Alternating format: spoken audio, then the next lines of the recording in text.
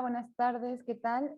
Ya son las 6:05, entonces vamos a iniciar con la capacitación. Estamos de nuevo, nos acompaña la doctora Griselia y nos va a hablar del tema de la NOM 033 y las condiciones de seguridad para realizar trabajos en espacios confinados. Entonces, pues le agradecemos su presencia y adelante, doctora. Gracias, Fer. Buenas tardes para todos los que ya se han incorporado. Esperemos que al transcurrirse del tiempo se vayan incorporando los restantes compañeros. Feliz de estar de nuevo en este encuentro. Vamos a hablar la tarde de hoy. Fer, si me puedes permitir compartir la pantalla, por favor. Ay, sí, perdón, una disculpa. No te preocupes. Vamos hoy a hablar sobre la norma oficial, gracias, norma oficial mexicana 033 del 2000.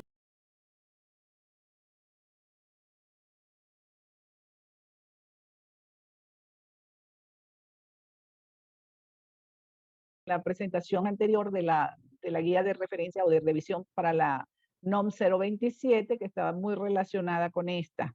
Esta es una norma que es mucho más extensa y especifica más detalladamente lo que tiene que ver con el trabajo que se realiza en espacios confinados. De manera que probablemente alguna de las cosas que veamos la recordarán, les servirá para que reafiancen sus conocimientos sobre la norma 027 y aprendemos a definir mejor cuáles son los puntos que toma en consideración esta norma para los fines de garantizar las condiciones de seguridad que permitan proteger la integridad física y la vida de los trabajadores que realizan los trabajos en espacios confinados. Por supuesto, también prevenir las alteraciones a la salud. Esta tarde de hoy, en estos 60 minutos que tenemos, vamos a ver entonces lo que serían los componentes de esta norma. Vamos a ver también algunos de lo que serían los indicadores del cumplimiento y los medios de verificación. Esto sí lo vamos a ver en más detalle en el siguiente encuentro, donde ya hablaremos de lo que sería la guía de recorrido para verificación de la adecuación a tal norma. Entonces aquí lo que vamos a ver son cuáles son todos esos lineamientos que establece la Secretaría del Trabajo y Previsión Social para garantizar las condiciones de seguridad de los trabajadores que realizan sus actividades en estos espacios confinados.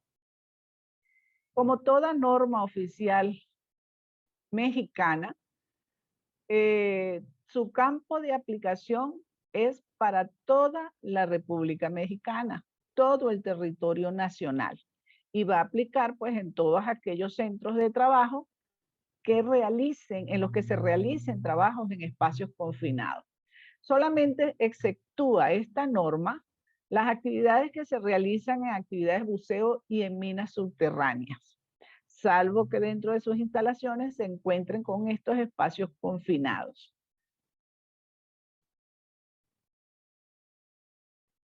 Esta norma, como todas las otras, se relaciona con las normas que tienen que ver con la salud y la seguridad laboral. Específicamente, tenemos aquí un listado de todas las normas con las cuales se relaciona esta norma 033. Por ejemplo, con la norma 004, que tiene que ver con los sistemas de protección y los dispositivos de seguridad de las maquinarias, de los equipos. La 009, que tiene que ver con las condiciones de seguridad para trabajos en altura. Esta norma la vamos a ver nosotros también y la vamos a discutir un poco en próximos encuentros. La norma 010, que tiene que ver con el manejo, procesamiento y almacén y transporte de sustancias químicas peligrosas. La norma 018, que establece la identificación y comunicación de peligros y riesgos cuando está relacionado con sustancias químicas peligrosas. La 017, que la hemos visto también, que establece cuáles son los equipos de protección personal para los trabajadores. ajustados a las actividades y a los riesgos que están presentes en sus sitios de trabajo. La 026, que tiene que ver con los colores y señales de seguridad de higiene para identificar a los riesgos por fluidos en tuberías. Esto tiene que ver porque en los espacios confinados, uno de los riesgos que va a tener el trabajador al cual se va a exponer es que precisamente en estas áreas pueden estar, pueden pasar tuberías que llevan este tipo de fluidos. Y esta NOM 33 establece como medidas de seguridad algo que tiene que ver con ello y lo vamos a ver más adelante.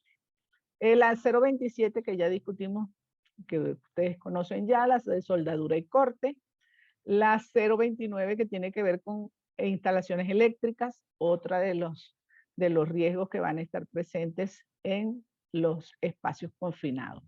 Y ya de aquí en adelante, la 116, la 002 y la 054, estas tres normas tienen que ver básicamente con los equipos de respiración como equipos de protección personal, pero para el ámbito respiratorio.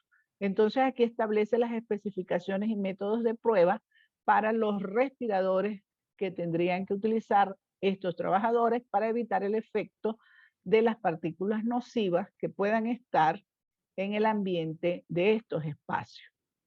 Entonces, como vemos aquí, pues cada norma se relacionan unas con otras, unas más directamente, otras menos, pero aquí están las que tienen que ver y se interrelacionan de manera estrecha con los espacios, el trabajo en espacios confinados. Esta norma, como les decía, es mucho más explícita en cuanto a las directrices o los lineamientos que establece. Y fíjense ustedes que si bien todas las normas establecen las responsabilidades del patrón y las responsabilidades del trabajador o las obligaciones, aquí me permití y tomarlas todas y cada una de las que establece la norma. Fíjense ustedes que el patrón está obligado a identificar los espacios confinados en donde se requiere el acceso del trabajador para realizar cualquier tipo de actividad.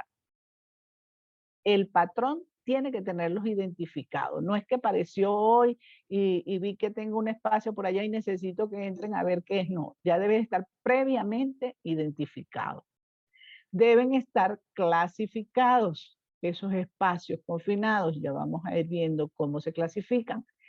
Y debe contar con un ambiente adecuado previo al acceso de los trabajadores. Se debe contar con los procedimientos de seguridad.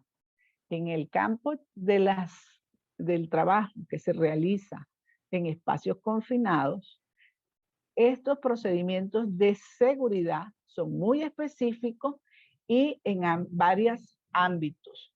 Entonces, todos ellos deben estar bien establecidos, tanto para las actividades a desarrollar como para el uso de los equipos y las herramientas, así como para el muestreo y monitoreo de las atmósferas peligrosas presentes en estos espacios confinados. Debe, por supuesto, el patrón, ante todos estos riesgos que ya estamos hablando, algunos de los cuales ya habíamos visto, tiene que adoptar las medidas de seguridad para hacer el trabajo más seguro. Expedir las autorizaciones por escrito a los trabajadores para la realización de trabajo confinado. Recuerden ustedes que en la sesión pasada, cuando hablábamos del trabajo de soldadura y corte en espacios combinados, les resaltaba que la autorización de ingreso para el trabajo en espacio confinado, quien la debe dar y la debe dar por escrito es directamente el patrón. Es el que debe autorizar, no el supervisor inmediato, no el compañero de trabajo. No, la autorización debe ser dada por el patrón. Debe comprobar este patrón cuando ese trabajo no lo van a realizar trabajadores propios de la empresa, sino que hay contratación de terceros para la realización de esos trabajos, está obligado el patrón a verificar que ese contratista cumpla con lo señalado en esta norma. Disponer del plan de trabajo específico para realizar estos trabajos. Designar al responsable. ¿Quién es el responsable de los trabajos que se van a ejecutar? ¿Quién va a ser ese supervisor inmediato?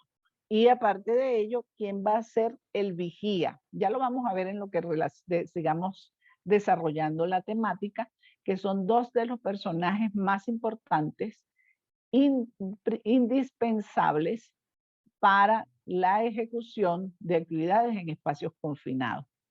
Debe también disponerse del plan de atención de emergencias y rescate. Debe proporcionarse a los trabajadores los equipos de protección personal requeridos de acuerdo al riesgo. No son cualquier equipo de protección personal, no se pueden utilizar cualquier tipo de protección ocular, cualquier tipo de lente o cualquier tipo de mascarilla respiratoria o ingresar con la ropa o el uniforme de trabajo rutinario. No, el equipo de protección personal tiene que ser el adecuado para los riesgos que se presentan. La ropa, hablando un poquito de eso, el traje debe ser un traje especial para las sustancias químicas peligrosas que puedan estar presentes en el ambiente. Debe haber iluminación, proveer la iluminación al interior de estos espacios y debe proporcionar, por supuesto, como lo establece la ley y la mayoría de las leyes, de las normas, la capacitación, el adiestramiento y la información requerida a todos los trabajadores. Entonces, este patrón tiene que cumplir con todas y cada una de estas lineamientos que establece esta norma. Por supuesto, en la siguiente encuentro donde veamos lo de la guía de recorrido, pues nosotros tendremos que ir verificando cada uno de estos hechos, cuál va a ser el medio para que el patrón verifique o demuestre que él ha cumplido con cada uno de estos lineamientos. Pero no solamente el patrón tiene obligaciones, el trabajador también. El trabajador también tiene que cumplir, por supuesto, con estas obligaciones, que son en normas generales las mismas para cualquier trabajo que ejecute. Debe observar las medidas de seguridad que dispone esta norma, pero como vemos que lo vamos a ir viendo, esta norma tiene muchos procesos que requieren de su propia seguridad, procedimientos de seguridad. Por lo tanto, debe cumplir con todos ellos. El trabajador está obligado a notificar inmediatamente, bien sea al patrón o bien sea al comité de higiene y seguridad, cuando detecte condiciones inseguras en el área o en la distribución del trabajo que se va a ejecutar en este espacio peligroso. Está obligado, es una obligación del trabajador. No es que, bueno, ese no es mi problema, yo no lo voy a notificar, yo sí lo vi, pero no dije nada. No, tiene que notificar las condiciones inseguras que sean detectadas en el momento en que las detecta. Y además, debe también informar inmediatamente a su supervisor o a su comisión de higiene de cualquier afectación a la salud o limitación que pueda tener para ingresar al área de espacio confinado. Esto es sumamente importante, lo hablamos un poco en la reunión pasada. Ingresar a un espacio confinado donde las condiciones ambientales no son más adecuadas, donde el riesgo mayor y más frecuente tiene que ver con la parte respiratoria, pues un trabajador que ya de por sí, por causas ajenas a la exposición a este ambiente, ya tenga restricción de su función respiratoria, pues por supuesto está limitado para ingresar, no debiera ingresar. o aquellos trabajadores que sufran de claustrofobia y por supuesto no pueden ingresar a un espacio cerrado con condiciones tan limitadas para el desarrollo de estas actividades. Entonces, el trabajador debe notificar inmediatamente a su supervisor cualquiera de estas dos condiciones, tanto las condiciones inseguras que puede haber detectado como las condiciones de salud que presente en ese momento que le impidan ingresar a este espacio confinado. El trabajador también debe utilizar y conservar el equipo de protección personal que le ha sido asignado. Recordemos que es obligación del patrón entregar o proporcionarle al trabajador el equipo de protección personal. Y es responsabilidad del trabajador mantenerlo en las condiciones adecuadas. Hacer la guarda del equipo de protección en las condiciones en que corresponda, hacer el cuidado correspondiente y notificar pues cualquier daño que pueda presentar ese equipo de protección personal a fines de hacer el cambio o las reparaciones a que hubiere lugar. Debe el trabajador, cuando estamos ingresando a espacios confinados, vemos que una de las cosas que más debemos proteger, ya lo dijimos, es la vía respiratoria. Por lo tanto, el uso de respiradores especiales para ingresar al área es muy frecuente. En ese contexto de que vaya a utilizar respiradores especiales, ya vamos a irlo viendo más adelante específicamente cuáles son, está obligado el trabajador a hacer su prueba de sellado, hacer la prueba de ajuste de ese respirador y que para verificar que no haya escape, que no haya, que el cierre hacia el área respiratoria no sea el adecuado y que pudiera entonces verse afectado ese trabajador por estos ambientes peligrosos. Debe también el trabajador, por supuesto, si decíamos que debe hablar o notificar cualquier condición insegura que detecte en el área, pues él está obligado también a evitar lo que serían los actos inseguros. Es decir, debe operar de modo seguro las maquinarias, los equipos y las herramientas que sean necesarias en la ejecución de esa actividad laboral que va a desarrollar en este espacio. Mantener siempre, durante todo el proceso, la conducta de comportamientos seguros mientras está desarrollando los trabajos en este espacio confinado. No debe saltar ninguna norma, ningún procedimiento de seguridad. Y por supuesto también está obligado a participar en todas las actividades de capacitación, de información y de adiestramiento que hayan sido planificadas por su empleador. Entonces, fíjense ustedes cómo hay obligaciones tanto para el patrón como para el trabajador. Ambos tienen corresponsabilidad en garantizar las condiciones de seguridad y salud, sobre todo en el trabajo realizado en espacios confinados. Bien, dicho esto, vamos ahora entrando sí a las especificaciones de lo que establece la norma. Y empezamos por definir nuevamente qué es un espacio confinado. Ya lo habíamos definido en la reunión anterior.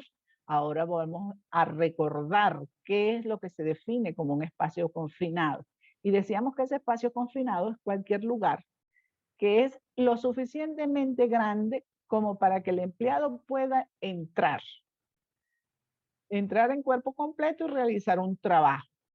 Pero su sitio de ingreso o el sitio de salida de ese espacio es limitado o restringido.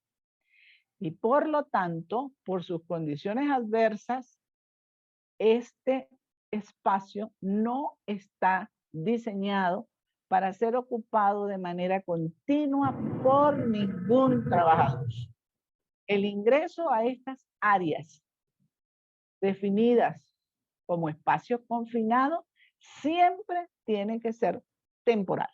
El ingreso de ese trabajador a dicha área es temporal, por un tiempo limitado, y con aseguramiento de las normas que ya vamos a ir viendo. ¿Cuáles son estos aspectos, estos ejemplos de espacios confinados? Fíjense ustedes que espacios confinados tenemos muchos.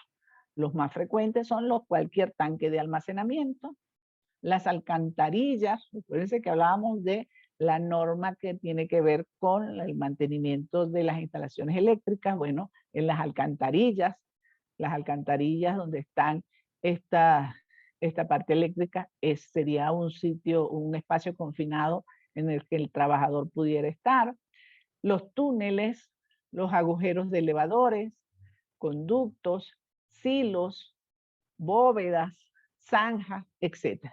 Siempre y cuando cumplan con los 3 elementos que hemos visto de espacio confinado, que permitan el ingreso de un trabajador, de todo el cuerpo del trabajador para poder realizar su actividad laboral, que sus espacios de entrada y salida sean estrechos y limitados y que no sean diseñados para permanencia por tiempos prolongados de ningún trabajador. Entonces, ¿para qué necesita un trabajador ingresar? ¿Qué actividad laboral se ejecutan en estos espacios confinados?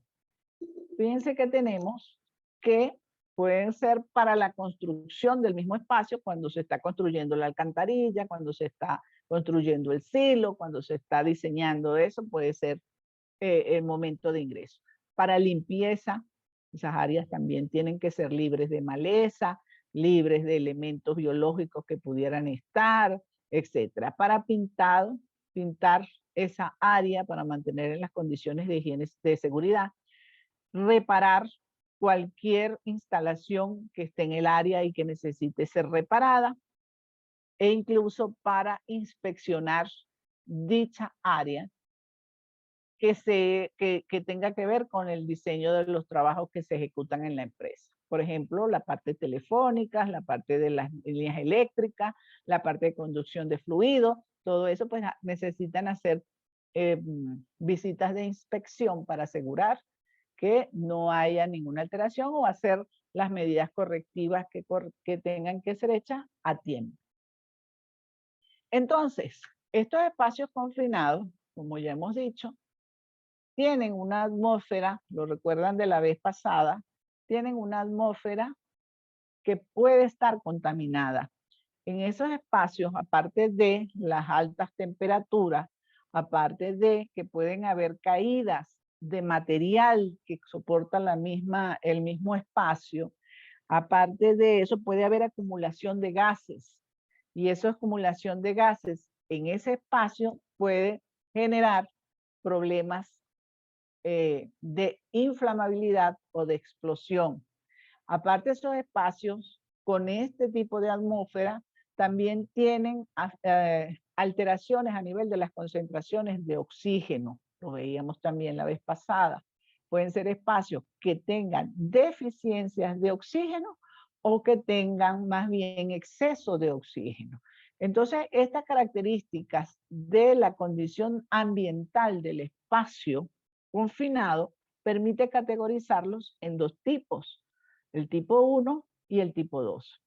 En el tipo 1, el riesgo a la salud va a ser mínimo. ¿Por qué va a ser mínimo? Porque la concentración de oxígeno en porcentaje está dentro de los rangos esperados. Y aquí los rangos esperados son mayor de 19.5, pero menor de 23.5. Entonces, entre ese estrecho rango de concentración de oxígeno, no hay mayor afectación a la salud. Que las características de inflamabilidad o explosibilidad del gas que esté presente en este ambiente sea menor del 10% del límite establecido como límite inferior de inflamabilidad o explosividad para ese gas o esa sustancia química.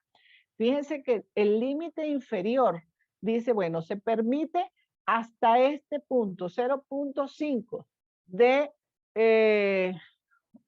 el gas hidróxido de sulfuro, hasta 0.5.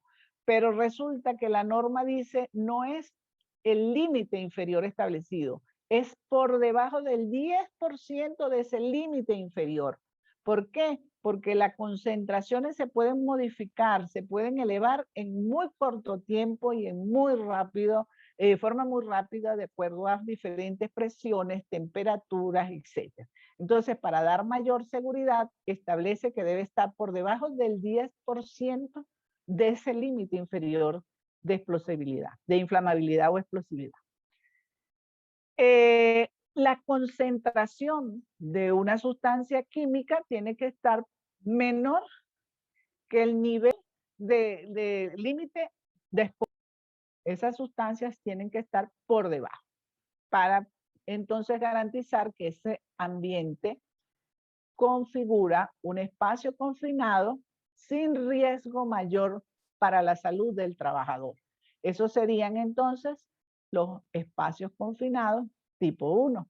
Cuando no se cumplen estas condiciones, sino que pasamos a atmósferas enrarecidas o atmósferas no respirables, entonces pasaríamos a la categoría 2. En esta categoría tenemos que las concentraciones de oxígeno van a estar por debajo del 19.5 o mayor al 23.5 que teníamos estipulado como valores normales.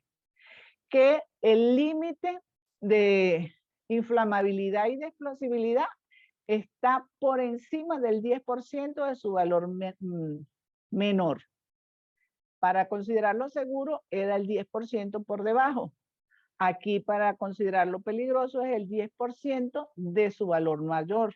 Por lo tanto, es un ambiente muy peligroso. Y el nivel de concentración de las sustancias que se encuentren allí, pues también va a estar superior al 0.5. Es decir, es una atmósfera no respirable. Es un espacio confinado con alto riesgo y potencial muerte para el trabajador que ingrese en dicha área. Esto nos dice también que para ingresar en un espacio con atmósferas tipo 1, los niveles de protección o de seguridad van a ser un poco menos que los que requerirían el ingreso a un espacio confinado tipo 2.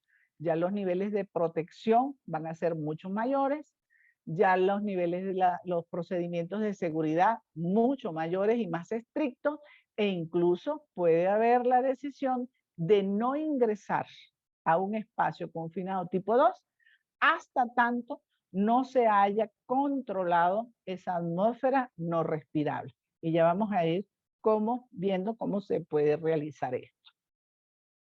Esto entonces nos permite categorizar al espacio confinado en estos dos tipos, así como lo establece esta norma que dice que el espacio confinado tipo 1 es aquel en que no existe riesgo de deficiencia o enriquecimiento de oxígeno, no existe riesgo de atmósferas explosivas o inflamables y las concentraciones de las sustancias que estén allí, químicas peligrosas, son inferiores al nivel de acción.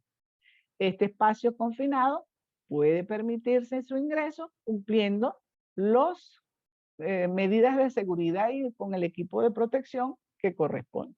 Y los tipo 2, ya dijimos, son aquellos que causan lesiones, enfermedades en el trabajador e incluso amenaza inminente para la vida y, por supuesto, todo ello debido a esa atmósfera peligrosa que está allí.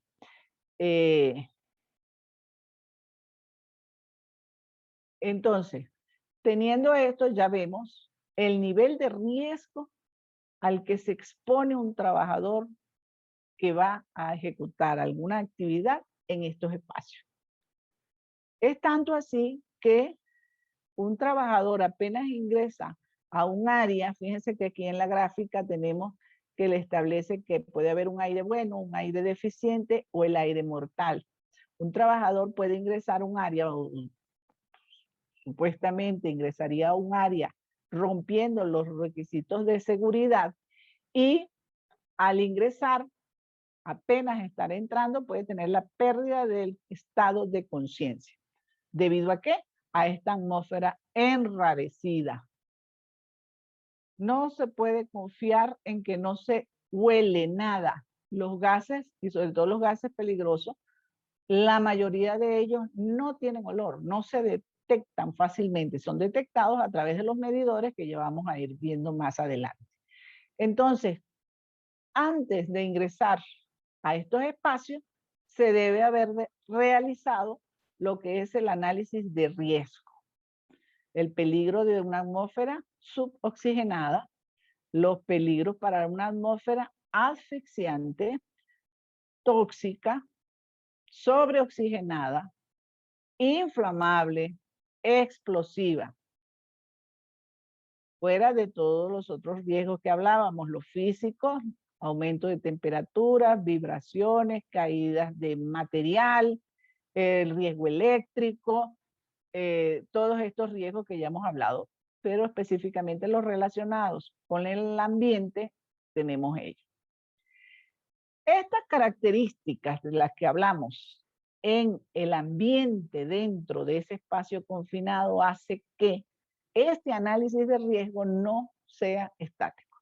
No, si la empresa hizo su análisis de riesgo el año pasado en ese espacio, detectó todo, todo estaba bien y no es necesario volverlo a hacer. No, el análisis de riesgo se debe estar permanentemente actualizando y sobre todo debe revisarse y actualizarse o modificarse cuando se van a introducir nuevas herramientas, nuevos equipos o sustancias en ese espacio o en espacios o en otras áreas, pero que van a desembocar a ese espacio confinado.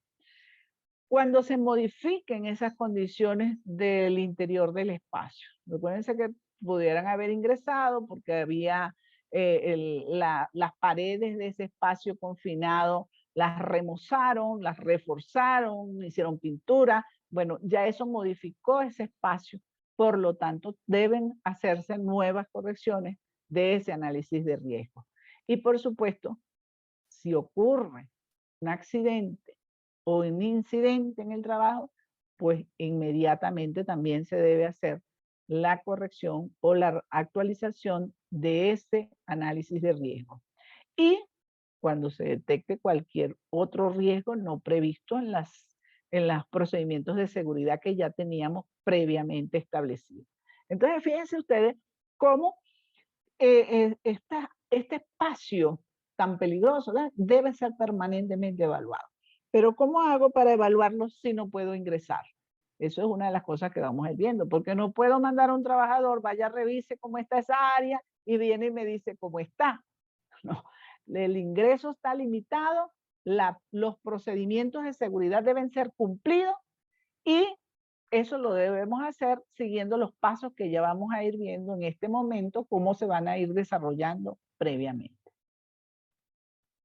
Entonces establece también esta norma 033, subdivide, porque son tan largas los pasos de los procesos que se tienen que realizar, que los divide en secciones, digamos así.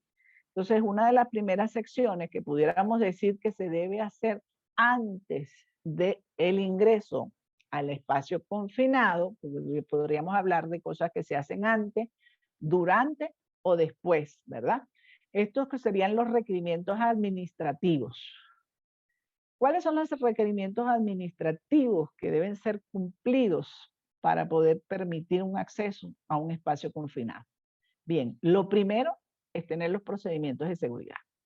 Los procedimientos de seguridad, no que se los sabe el supervisor, no que los conoce el de la brigada que corresponde en ese trabajo, no que lo corresponda, no. El procedimiento de seguridad debe estar escrito explícitamente detallado, impreso y debe ser conocido por todos aquellos trabajadores que participen en esas actividades.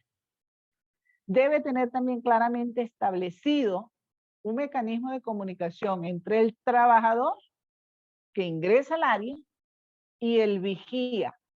¿Quién es el vigía? El vigía es el otro trabajador que va a quedarse fuera del espacio confinado pero que es el que va a mantener comunicación completa, directa y continua con ese trabajador que ingresó. Ese es el que llamamos el vigía. Entonces, fíjense que va a haber un trabajador que ingresa al área, ¿ok?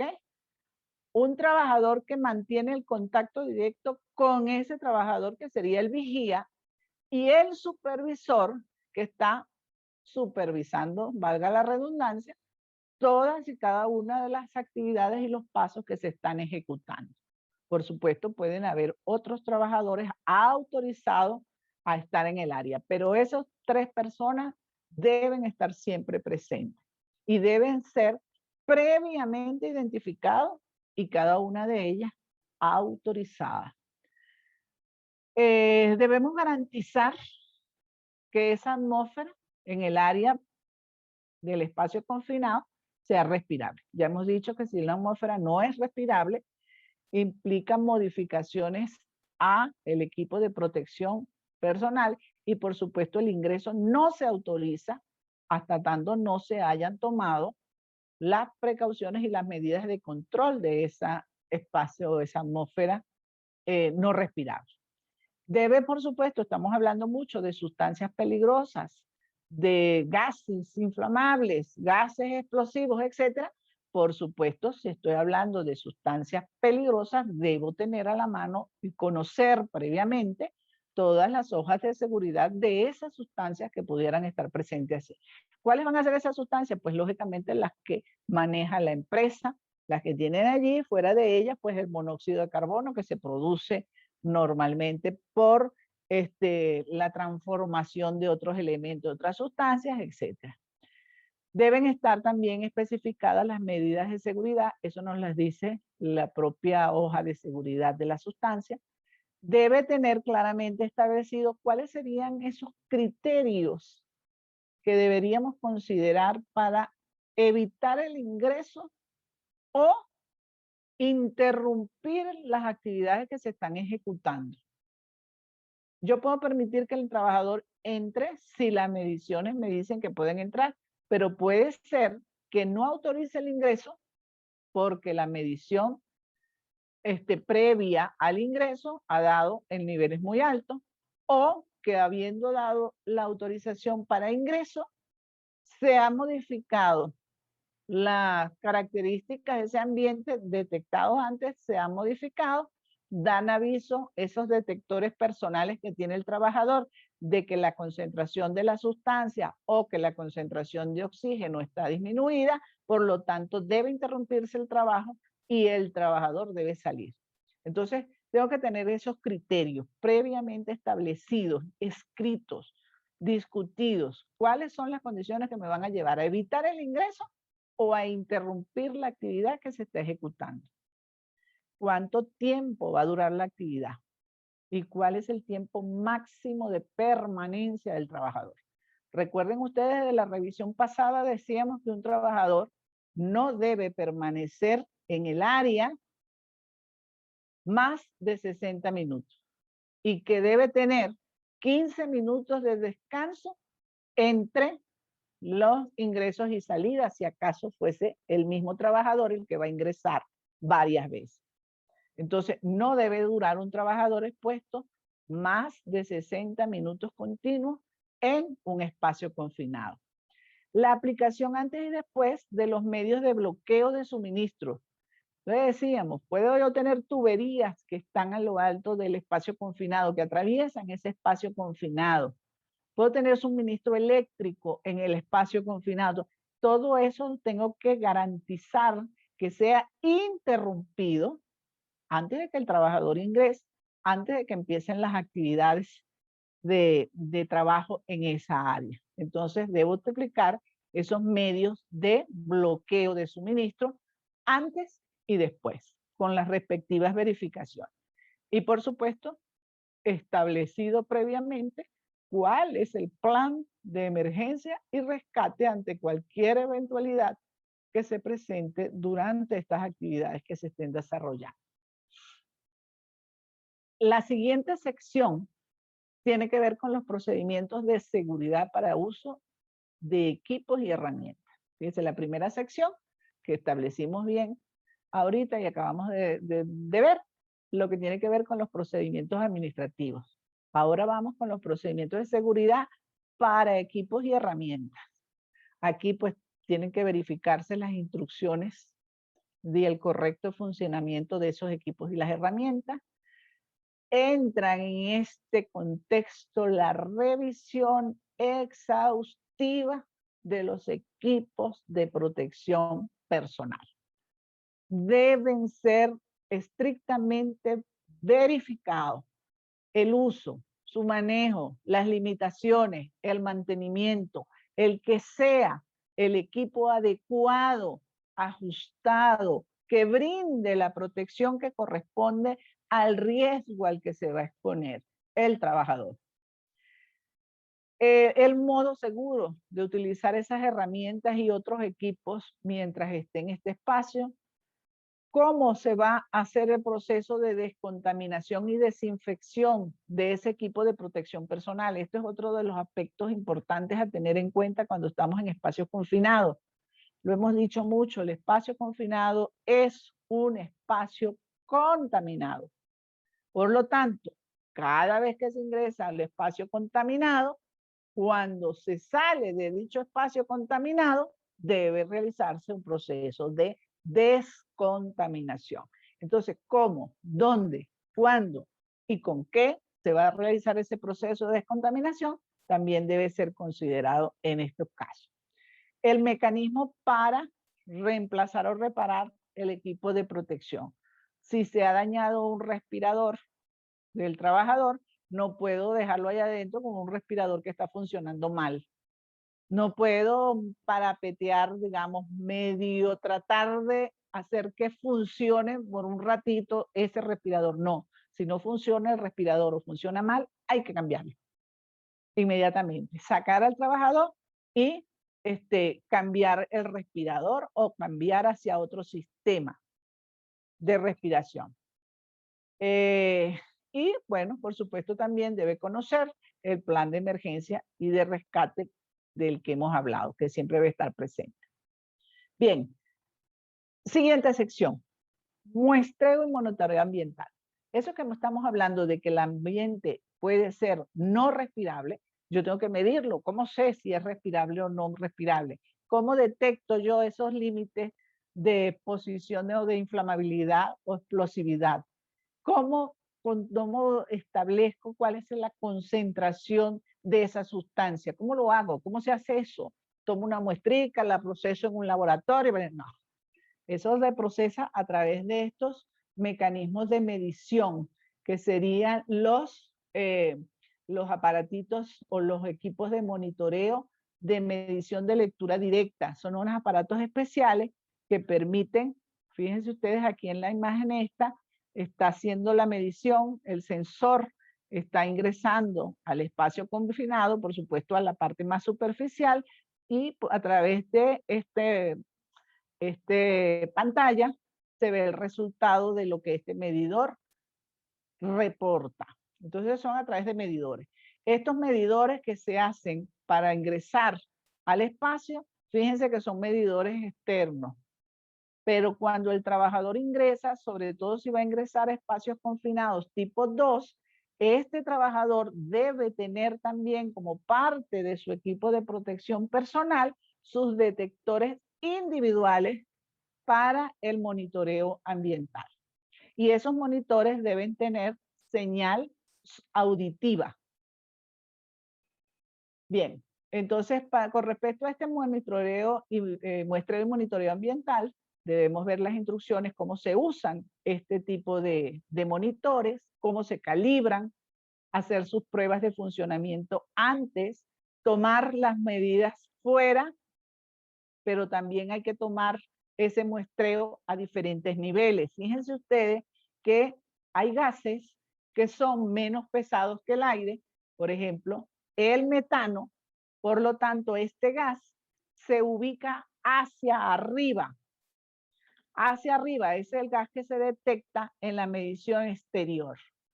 Pero hay otros gases como el monóxido de carbono que tienen el igual peso que el aire. Entonces se ubican hacia zonas más bajas o hacia el medio. Por eso se toman mediciones a ese nivel. Pero también existen otros gases que son mucho más pesados que el aire, por lo tanto van al fondo. Son los gases que están más en el fondo de ese espacio, como el sulfuro de hidrógeno. Entonces esto nos indica que el monitoreo se debe hacer en diferentes niveles, en diferentes tiempos, pero con un muestreo y monitoreo continuo mientras el trabajador está realizando las actividades. Y cualquier momento en el que se detecte que esos valores permitidos están por fuera o por debajo, se debe dar la orden de salida del área de ese trabajador. Bajo ninguna circunstancia se puede mantener en el espacio ni diferir la salida. ¿Ok? Inmediatamente debe suspenderse las actividades, hacer que los que están en el espacio confinado salgan y permitir el ingreso luego que se hayan tomado las medidas que correspondan para asegurar el área.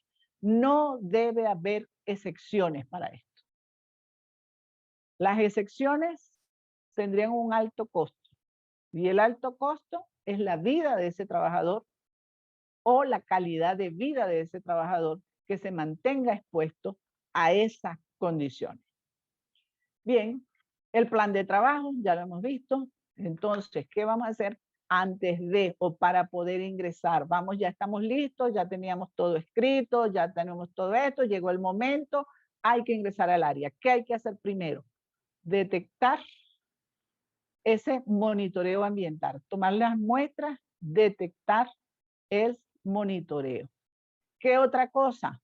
El ambiente es un ambiente contaminado, pues empezar inmediatamente a ventilar ese espacio. Ventilarlo con los sistemas con los que se dispongan. Generalmente son estos sistemas de ventilación a través de máquinas que lo que hacen es que recirculan aire para bajar las concentraciones de esas sustancias que puedan estar allí. Por supuesto, tienen que estar señalizadas, bien señalizadas esa área de espacio confinado para evitar que personas no autorizadas puedan ir al área y que ocurran accidentes. Por supuesto, tomar las medidas de precaución y de aseguramiento para el ingreso o la salida del trabajador. En caso de estos espacios confinados con entradas verticales, tener los trípodes, tener los equipos de rappel para poder descender y asegurar la línea de vida, tener el vigía y el supervisor que va a estar pendiente de las actividades, iluminar el área, ¿okay? Que el trabajador tenga como iluminar el área o disponer de la iluminación del área. Fíjense ustedes estas dos imágenes que están aquí, lo que habíamos hablado, asegurar que el fluido de los líquidos o de la corriente eléctrica, todo eso, esté sellado con candado y con etiquetas para que no venga nadie, oye, cerraron aquí esta llave y vengo yo y la abro. No, asegurado el corte del fluido, asegurar la seguridad del trabajador que va a descender con sus equipos de arnés, sus mosquetones, lo que corresponda.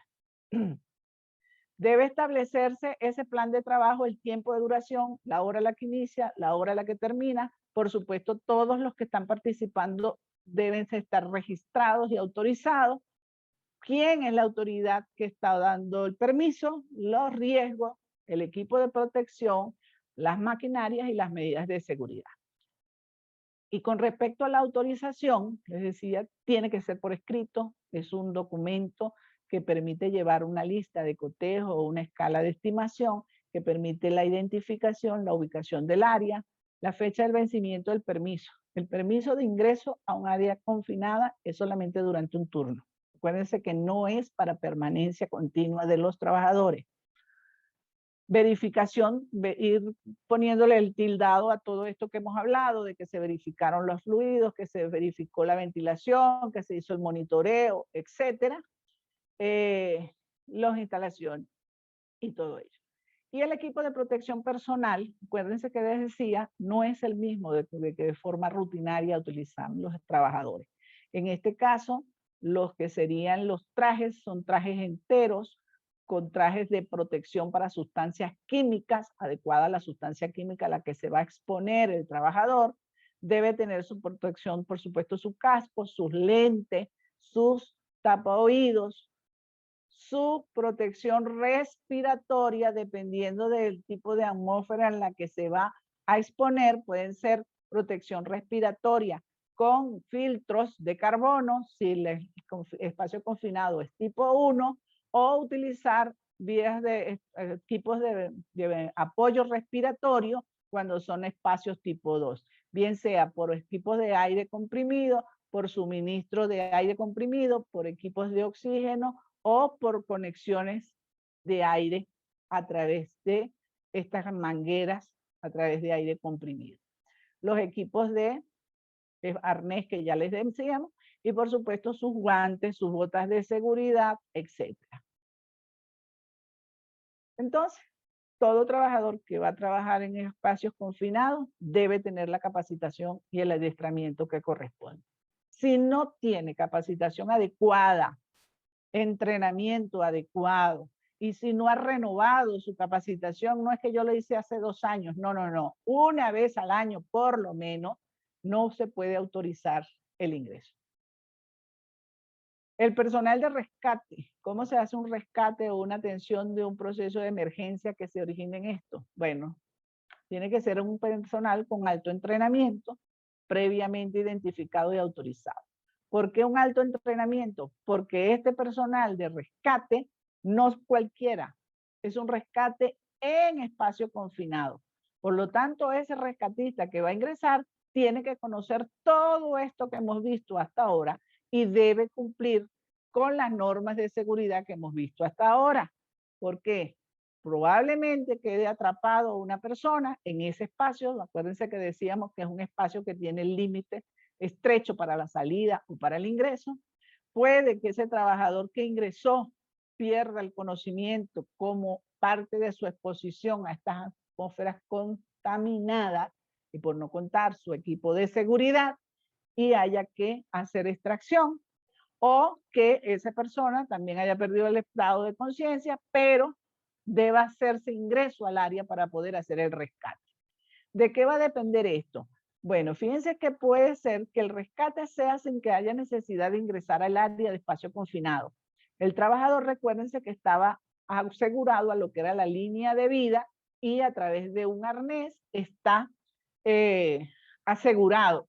Entonces podemos hacer extracción de ese trabajador, eso lo vería el vigía y su supervisor, para extraer a ese trabajador de ese espacio sin necesidad de que otro ingrese. Eso si el área de salida lo permite y si la postura o las condiciones del paciente lo permite.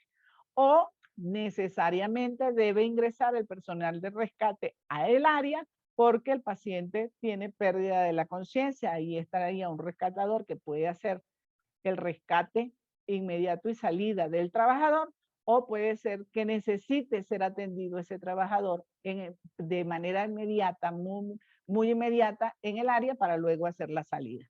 Y una vez que ese trabajador accidentado ha salido del área, por supuesto, brindarle la estabilización, la atención y transferirlo inmediatamente al sitio que previamente está estipulado en ese plan de emergencia y de rescate.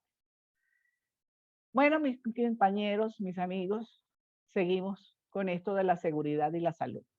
Entonces vemos, es algo complicado hacer esos trabajos en espacios confinados. Eso nos permite sobre todo la parte médica, conocer eso, porque no es lo mismo que me traigan un trabajador de espacio confinado y yo como médico, muy médico soy, pero no conozco todos estos aspectos de lo que es este espacio. Y probablemente pues eso me limite un poco en la atención a que el personal médico, paramédico que está adscrito a los servicios de salud ocupacional, conozca lo que establece las normas y podamos entender y conocer los procedimientos que se están ejecutando en nuestras áreas de trabajo. Es importante conocer los protocolos de trabajo, sobre todo, ¿por qué? Porque el servicio médico debe estar vigilante de lo que se está realizando allí. Y puede ser que si no conocemos, sobre todo esta parte de seguridad, ingresemos a un área sin conocer los requisitos, sin conocer, entorpezcamos las actividades y podamos convertirnos en una víctima más por desconocimiento de ello. Entonces, por eso es importante conocer la norma. Bien, esperamos entonces si hay preguntas, si hay dudas, si hay algunas cosas que aclarar. Espero que les haya servido aquí todo lo que la norma propia establece y ya luego en la próxima sesión que veamos la guía de recorrido, retomamos esto, pero ya viendo cómo verificamos ese nivel de cumplimiento.